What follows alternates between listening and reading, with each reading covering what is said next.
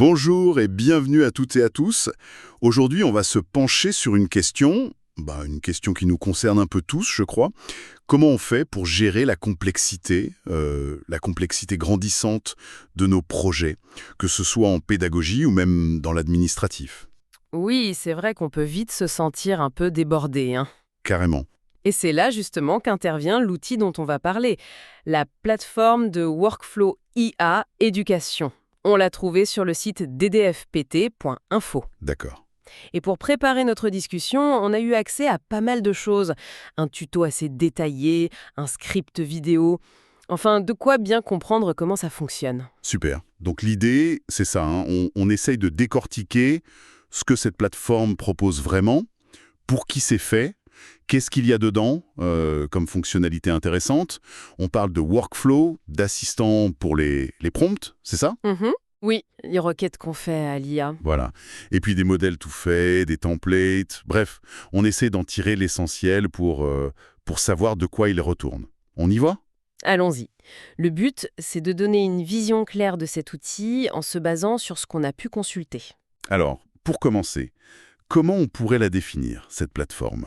Son nom est un peu technique, disons. C'est quoi sa fonction principale? Alors sa fonction première, c'est d'être un peu comme un chef d'orchestre pour les projets. Un chef d'orchestre, j'aime bien l'image. Oui, elle est conçue pour structurer des tâches, que ce soit pour l'enseignement ou l'administration, et elle fait ça en utilisant différentes intelligences artificielles. Le concept de base, c'est le workflow. Le workflow, donc un enchaînement d'étapes, si je comprends bien. C'est ça, une séquence logique d'étapes pour réaliser un projet donné. D'accord. Et quels sont les avantages concrets? Qu'est-ce que les documents mettent en avant? Il y a 3 points principaux qui ressortent. D'abord, la plateforme, elle aide à générer des prompts. Ah oui, les fameuses instructions pour l'IA. Voilà. Et elle aide à les faire de manière optimisée pour différents outils. C'est pas rien, parce que la qualité du prompt, ça change tout au résultat qu'on obtient. C'est clair que savoir parler à une IA, ça devient une vraie compétence. Bon, ça c'est le premier avantage. Le deuxième? Le deuxième, c'est la coordination de plusieurs outils IA spécialisés. Les sources disent que la plateforme référence, attention, plus de 80 outils différents. Plus de 80? Ah ouais, quand même. Oui, ça va des IA qui écrivent du texte, à celles qui créent des images, des vidéos, et même des outils plus ciblés éducation. L'idée, c'est d'utiliser le bon outil au bon moment, mais depuis un seul endroit. Plus de 80, c'est impressionnant, mais ça peut aussi faire un peu peur, non? Est-ce que la plateforme aide vraiment à choisir le bon outil, ou est-ce qu'on risque pas un peu de se noyer dans toutes ces options? C'est une bonne question, ça. En fait, la plateforme essaye d'aider. Elle fait des suggestions basées sur le type de projet que tu as défini et sur l'étape où tu en es dans ton workflow. D'accord. Elle propose un outil recommandé, mais, et c'est important, elle te laisse la liberté d'en choisir un autre de la même catégorie si tu préfères. Donc elle guide, mais elle n'impose pas. Ok, ça me rassure un peu. Et le troisième bénéfice, c'est assez logique, c'est le gain de temps potentiel, grâce à l'automatisation et à la structure que ça apporte. Logique, oui. Et alors, à qui ça s'adresse tout ça? On a parlé d'éducation, d'administration. C'est large. Est-ce que c'est présenté comme aussi utile pour un prof qui prépare un cours que pour un personnel administratif qui organise un événement? Les besoins semblent quand même assez différents. Effectivement, le public visé est large, mais les usages sont bien différenciés. Pour les enseignants, par exemple, les sources parlent beaucoup de création de contenu, des cours, des quiz, des supports visuels. Mhm. La scénarisation de séquences pédagogiques aussi, et même l'aide à l'évaluation. D'accord, donc vraiment le cœur du métier enseignant. Et pour les élèves, on entend parfois parler d'IA comme tuteur. Oui, c'est une des pistes qui est évoquée. Les documents mentionnent la possibilité de créer des workflows pour un accompagnement personnalisé des élèves. Ah oui. Oui, pour les guider dans des projets ou même pour simuler des situations via des jeux de rôle avec l'IA. L'idée, c'est vraiment d'offrir un soutien plus individualisé. Intéressant comme perspective. Et le côté administratif alors? Pour les personnels administratifs, les exemples tournent plutôt autour de l'organisation, genre planification d'événements, gestion de tâches, et de la communication. Rédiger des comptes rendus, préparer des présentations, Ok. et potentiellement aussi l'analyse de documents. Donc oui, c'est large, mais avec des applications assez spécifiques pour chaque public finalement. Bon, ok, le cadre est posé. Maintenant, entrons un peu dans le concret. Comment ça se passe pour créer un projet sur cette plateforme? Les sources parlent d'un parcours en 3 étapes. Décortiquons ça. Oui, c'est une approche assez structurée. Tout commence par l'étape 1, la description du projet. Et là, le maître mot, c'est détail. Détaillé, c'est-à-dire, qu'est-ce qu'il faut mettre exactement? Au-delà du nom du projet, il faut être assez précis sur les objectifs pédagogiques ou autres, le public visé, son niveau, ses prérequis peut-être. D'accord. Il faut aussi indiquer les contraintes, le temps disponible, un format particulier, le niveau de langue attendu, le ton ou le style qu'on veut pour les résultats, et puis bien sûr, ce qu'on attend comme livrable à la fin. Le tutoriel qu'on a vu donnait un exemple, je crois, sur la photosynthèse pour des élèves de 4e, C'est ça. en précisant la durée, qu'il fallait une vidéo et un quiz, un ton simple mais précis. Ça a l'air de demander quand même une bonne réflexion au départ, non? Oui, et c'est sans doute fait exprès. La qualité de cette description de départ, elle va directement influencer la pertinence du workflow et des prompts que l'IA va générer après. Logique. Plus on est clair au début, moins on aura de retouches à faire à la fin. D'ailleurs, il y a un bouton « Exemple » pour aider à voir le niveau de détail attendu. Ok. Et c'est aussi à cette étape qu'on choisit un type de projet. Création de contenu, éducation, etc. Et ça va orienter les suggestions d'IA à l'étape suivante. Une sorte d'investissement au début pour gagner du temps après. D'accord. Passons à l'étape 2, la sélection des catégories d'IA. Qu'est-ce qui se passe ici? Alors, une fois qu'on a bien décrit le projet, la plateforme propose une liste de catégories d'outils IA. D'après les sources, il y en a 15 en tout. 15 catégories, comme quoi par exemple? On trouve les classiques, chatbot texte, génération d'images, vidéo, audio, mais aussi des catégories plus spécifiques comme éducation et formation, mind map, traduction, analyse de données. C'est assez complet en fait. Et c'est là qu'intervient la fameuse suggestion intelligente dont tu parlais, basée sur le type de projet choisi avant. Exactement. La plateforme précoche les catégories qui lui semblent les plus logiques pour le projet décrit. Ah, d'accord. Si tu as dit création de cours, elle va peut-être suggérer chatbot, texte, génération d'images et éducation et formation. Mais après, l'utilisateur peut ajuster ça en ajoutant, en enlevant. Il faut juste qu'il y ait au moins une catégorie sélectionnée pour passer à la suite. Compris. Et on arrive enfin à l'étape 3, le workflow personnalisé. C'est là que ça prend forme. C'est là que la structure apparaît, oui. La plateforme génère une séquence d'étapes numérotées. Pour chaque étape, on a un titre, par exemple définir le plan détaillé du cours, l'outil IA qui est recommandé pour cette tâche précise, genre ChatGPT-4, et surtout un prompt déjà écrit. Ah, un prompt pré-généré? Oui, basé sur la description initiale du projet et l'objectif de l'étape. Et on voit aussi le statut de chaque étape, à faire, en cours, terminé. Et comment on fait avancer ce workflow? Le tuto parlait de 2 modes, manuel et automatique. Oui, le mode manuel, c'est simple, on a le contrôle total, on lance chaque étape une par une, on interagit avec l'IA, on récupère le résultat et on marque manuellement l'étape comme finie avant de passer à la suivante. C'est ce qui est recommandé pour commencer, pour bien comprendre. D'accord. Le mode automatique, lui, il est fait pour que ça s'enchaîne plus vite. Quand on valide le résultat d'une étape, l'outil IA de l'étape suivante peut s'ouvrir automatiquement après une petite confirmation quand même, et hop, on passe à la suite. Ça peut fluidifier le processus. Ce workflow qui est généré, est-ce qu'il est gravé dans le marbre ou on peut le modifier? C'est souvent là le problème avec les outils automatiques. C'est un point crucial, et les sources insistent là-dessus, il y a de la flexibilité. Pour chaque étape, on peut changer l'outil IA qui est recommandé. Ah bon? Oui, tant qu'on reste dans la même catégorie. Par exemple, si pour une image, il propose Midjourney, on peut très bien choisir DALL-E 3 ou Leonardo AI à la place. D'accord, ça c'est bien. Et surtout, on peut personnaliser les prompts. On peut les copier, les modifier directement dans l'interface de la plateforme ou même demander à l'IA de les régénérer différemment si on n'est pas satisfait. Ah oui, pouvoir éditer les prompts, ça me paraît indispensable. Un prompt généré automatiquement, c'est une bonne base, mais il faut souvent l'affiner un peu, non? Absolument. C'est rare que ce soit parfait du premier coup. Donc, cette possibilité de retouche, elle est essentielle. Et pendant qu'on avance, il y a une barre de progression qui montre où on en est. Ok. Une fois que le workflow est prêt, qu'on l'a éventuellement ajusté, on a les options classiques. On peut le démarrer, l'exporter, exporter, on y reviendra peut-être, ou le sauvegarder dans sa bibliothèque perso, sauvegarder le projet. Justement, tu parlais des prompts. Les sources insistent pas mal sur un truc, l'assistant Craft, CRAFTE. Derrière cet acronyme un peu mystérieux, il y a quoi exactement? Alors Craft, c'est présenté comme une méthode, une méthodologie intégrée pour mieux structurer les requêtes qu'on fait à l'IA. L'idée de base, c'est simple. Un prompt bien construit donne de bien meilleurs résultats. Logique. D'envoyer la requête à l'IA. Une discipline de pensée. C'est vrai que ça change un peu la manière de voir la création de prompts. Ça devient moins un art flou et plus une sorte d'ingénierie de la requête presque. Alors, décomposons-le, c'est Craft. 8 lettres, c'est ça? C'est ça, 8 composantes d'après les documents. C pour contexte, où on définit le cadre général, le public, la situation.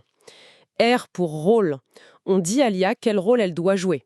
Par exemple, tu es un conseiller pédagogique expert en différenciation. Ça change tout. Ah oui, d'accord. A pour action, qu'est-ce que l'IA doit faire concrètement? Analyser, rédiger, lister, comparer. Faut être précis. F pour format, comment on veut la réponse? Un tableau, une liste à puces, un paragraphe rédigé. Mhm. Et pour ton style? Pour ton style. Quel registre de langue? Formel, créatif, simple, technique. E pour exemple. Si on a des exemples de ce qu'on attend, c'est encore mieux. Ok, ça fait déjà 6, il en reste 2, avec des parenthèses. Oui, le C pour contrainte. Est-ce qu'il y a des limites, des exigences particulières? Respect du RGPD, une longueur maximale, des sujets à éviter, un budget. D'accord. Et enfin, S pour source. Est-ce que l'IA doit se baser sur des documents spécifiques qu'on lui fournit? 8 points pour bien cadrer la demande. C'est très structuré en effet. Et comment ça marche dans la plateforme? C'est obligatoire d'utiliser CRFT? Non, c'est une option. À l'étape 1, quand on décrit le projet, il y a une case à cocher. Si on l'active, des champs apparaissent pour renseigner chaque élément du CRFT. Ok. Et l'injecte automatiquement dans tous les prompts qu'elle va générer pour les différentes étapes du workflow. C'est pas obligatoire, donc, mais c'est fortement conseillé pour améliorer la qualité. Et l'objectif final, c'est d'avoir des réponses de l'IA qui soient plus pertinentes, plus ciblées, moins de réponses à côté de la plaque ou d'erreurs. C'est exactement ça l'objectif affiché. En donnant un cadre aussi détaillé à l'IA, on augmente les chances d'avoir un résultat utile et précis dès le premier essai. Ça rend le processus plus efficace. Le tutoriel montrait bien comment rien que définir le rôle formateur expert en pédagogie active, ça orientait tout de suite le type de suggestion de l'IA. Je vois. Toute cette personnalisation, le workflow, les prompts, Crafty, c'est puissant, c'est clair. Mais ça peut aussi sembler demander pas mal de temps, surtout au début. J'imagine qu'il y a des raccourcis pour les usages les plus courants. Tout à fait. Et c'est là qu'interviennent les templates, les modèles. Ce sont en fait des projets déjà préconfigurés, pensés pour des cas d'usage fréquents. Ah, des modèles prêts à l'emploi, en quelque sorte. Qu'est-ce qu'ils contiennent exactement? Alors, chaque template, il comprend déjà une description de projet type, les catégories d'IA qui sont pertinentes sont déjà cochées, et le type de projet est déjà défini. L'idée, c'est de pouvoir lancer un projet qu'on fait souvent en quelques clics, sans devoir tout réécrire à chaque fois. Et ces templates, ils sont bien adaptés aux différents profils dont on parlait tout à l'heure? Enseignants, élèves, administratifs? Oui, Ressources montrent qu'ils sont organisés par profil. Il y aurait des templates pour les enseignants, genre organisateur de séances pédagogiques ou générateur de quiz pour les élèves, par exemple, tuteur pour l'aide à la rédaction ou simulateur de jeux de rôle. Et puis pour les administratifs, assistant pour préparer un événement, aide à la rédaction de compte rendu. Ça a l'air de couvrir pas mal de besoins classiques. Et c'est simple à utiliser? On les trouve facilement? Le processus qui est décrit a l'air assez simple, oui. Il y a une section templates où on peut naviguer. On peut regarder un aperçu détaillé de chaque template pour voir si ça correspond bien à ce qu'on veut faire sans avoir à le charger tout de suite. Pratique ça. Et si ça convient, on clique sur Utiliser et hop, le projet est chargé avec toutes les infos pré-remplies. Après, on peut soit le lancer directement, soit le modifier un peu si besoin, à partir de l'étape 2 ou 3. C'est une bonne façon de ne pas réinventer la roue à chaque fois. Oui, c'est malin. Alors, au-delà des workflows et des templates, est-ce qu'il y a d'autres fonctionnalités importantes que les documents mettent en lumière? Oui, il y a plusieurs autres choses. D'abord, le tableau de bord. C'est un peu la page d'accueil perso. Ça donne une vue d'ensemble des projets. Ceux qui sont en cours, ceux qui sont finis, les brouillons, avec leur statut bien visible. D'accord. Il y a aussi des statistiques globales, le nombre de projets créés, terminés, une estimation du temps qu'on aurait économisé. Ah oui, ils donnent des chiffres. Les sources avancent un chiffre moyen de 4 heures par projet, ce qui me paraît assez ambitieux, mais bon, c'est ce qui est indiqué. Et on voit aussi le nombre total d'outils IA qu'on a utilisés. Ces stats, surtout le temps économisé, c'est intéressant pour essayer d'évaluer l'impact de l'outil. Et la sauvegarde des projets, hein, c'est toujours un point un peu sensible. Très sensible, oui. Et là-dessus, les sources sont assez claires. Il y a une sauvegarde automatique en mode brouillon, toutes les 30 secondes, je crois, pendant qu'on travaille. On peut aussi sauvegarder manuellement avec un bouton au CTRL+S. Mais, et ça c'est vraiment crucial, c'est dans la FAQ, la sauvegarde se fait localement. Localement, c'est-à-dire.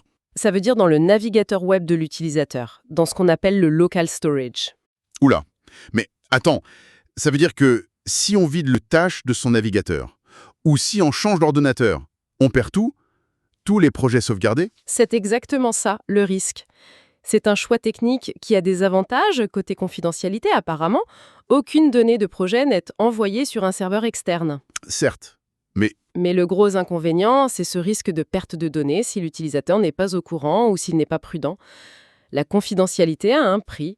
C'est l'utilisateur qui est responsable de la sécurité de ses sauvegardes. ah oui, c'est un compromis très important à avoir en tête. Et du coup, comment on fait pour éviter de tout perdre? Eh bien, la recommandation implicite et la fonction qui prend tout son sens ici, c'est l'export. La plateforme permet d'exporter tout un workflow dans un simple fichier texte à un .txt. D'accord. Et ce fichier, il contient tout, la description, la structure CRFT si on l'a utilisée, et surtout, la liste de toutes les étapes avec tous les prompts qu'on a créés ou modifiés. Donc c'est vraiment le moyen essentiel pour archiver ces projets en sécurité. Mhm. Et puis ça permet de les regarder hors ligne ou même de les partager avec des collègues qui utiliseraient aussi la plateforme. Donc, en gros, il faut prendre l'habitude d'exporter régulièrement ces projets importants. C'est une bonne pratique à adopter avec cet outil. D'autres petites fonctionnalités à signaler rapidement? Oui, juste un détail, les sources parlent de boutons flottants qui apparaissent en bas à droite de l'écran en fonction de ce qu'on est en train de faire. Ah oui, Typiquement, un accès rapide à l'aide, un bouton pour sauvegarder vite fait et une option pour retourner facilement modifier la description initiale du projet, même si on est déjà loin dans le workflow. Des petits trucs d'ergonomie, quoi. ok, très bien. Bon, si on prend un peu de hauteur maintenant, quelle est la proposition de valeur globale qui se dégage de cette plateforme d'après tout ce qu'on a vu dans les sources? Eh bien, elle semble vraiment proposer une approche très méthodique, très structurée, pour intégrer l'IA dans des processus de travail qui peuvent être complexes, spécifiquement dans le monde de l'éducation et de l'administration. On pourrait presque dire que c'est un cadre méthodologique outillé pour utiliser l'IA. Un cadre méthodologique outillé. J'aime bien cette formule. Alors qu'est-ce que ça veut dire concrètement pour celui qui l'utilise? Les points forts, ce serait donc ce workflow qui guide la démarche, l'aide pour faire des prompts plus efficaces avec Craft, et puis le gain de temps potentiel grâce aux templates et à l'automatisation. C'est tout à fait ça. La plateforme essaye d'encadrer un peu l'usage parfois foisonnant des IA, de le canaliser vers des buts précis.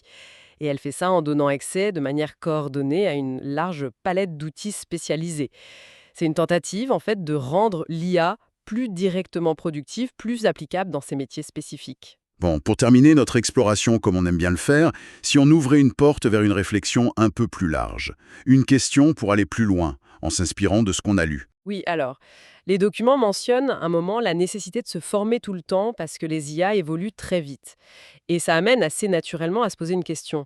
Au-delà de simplement faciliter ou optimiser des tâches qu'on fait déjà, est-ce que des plateformes comme celle-ci, qui organisent l'interaction entre l'humain et la machine de façon structurée, est-ce qu'elles pourraient carrément redéfinir ce qu'il est possible de faire? Comment ça? On pense aux méthodes pédagogiques, à la personnalisation de l'apprentissage, ou même à l'efficacité et à la nature du travail administratif dans l'éducation.